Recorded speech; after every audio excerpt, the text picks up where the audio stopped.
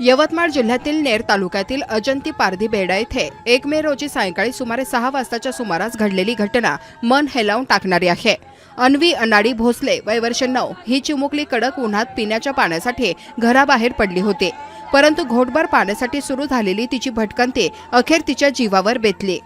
44 ते 45 अंश सेल्सिअस तापमानात तहान भागवण्यासाठी दुपारपासून सायंकाळपर्यंत फिरत असताना अन्वीला अचानक चक्कर आली आणि ती जागीच कोसळली।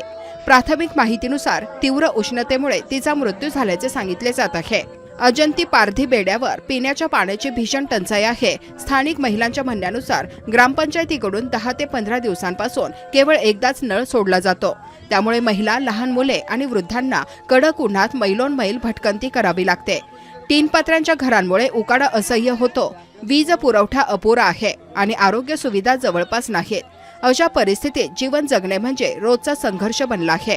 स्थानिक समाजसेवक बबन पवार यांनी सांगितले की ही एकच घटना नाही, दरवर्षी उन्हाळ्यात अशा प्रकारे 10 पेक्षा अधिक बालकांचा उष्माघातामुळे मृत्यू होतो।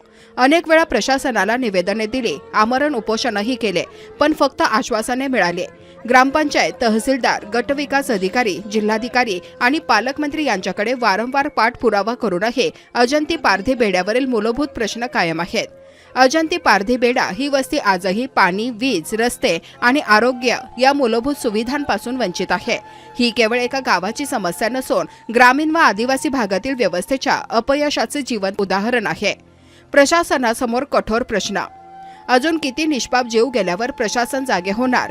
पिण्याच्या पाण्यासाठी जीव गमावण्याची वेळ येणे पिण्याच्या पाण्यासाठी जीव गमावण्याची वेळ येणे ही कोणाची जबाबदारी? तातडीने टँकर, पाईपलाईन किंवा शाश्वत जल योजना राबवली जाणार का? तातडीच्या मागण्या। अजंती पारधी बेड्यावर तत्काळ पाणी टंचाई दूर करण्यासाठी टँकर व्यवस्था कायमस्वरूपी, पाणी पुरवठा योजना, उष्माघात प्रतिबंधासाठी आरोग्य शिबिरे, वीज व निवारा सुधारणा, बालकांच्या सुरक्षेसाठी विशेष उपाययोजना। एक चिमुकली गेली, पण प्रश्न जिवंत आहेत। अन्वी भोसलेचा मृत्यू हे केवळ एक दुर्दैवी घटना नाही, तर व्यवस्थेच्या उदासीनतेवर उठलेला मोठा प्रश्न आहे। जर आजही ठोस पावले उचलले नाही तर उद्या आणखी एखादी अन्वी या व्यवस्थेच्या निष्काळजीपणाची बळी ठरणार नाही याची खात्री कोण देणार?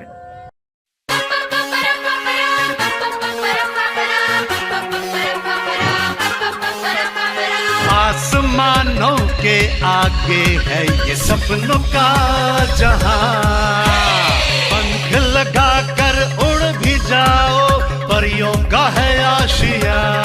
नाचेंगे, झूमेंगे, मस्ती में कर अपनी मर्जियां,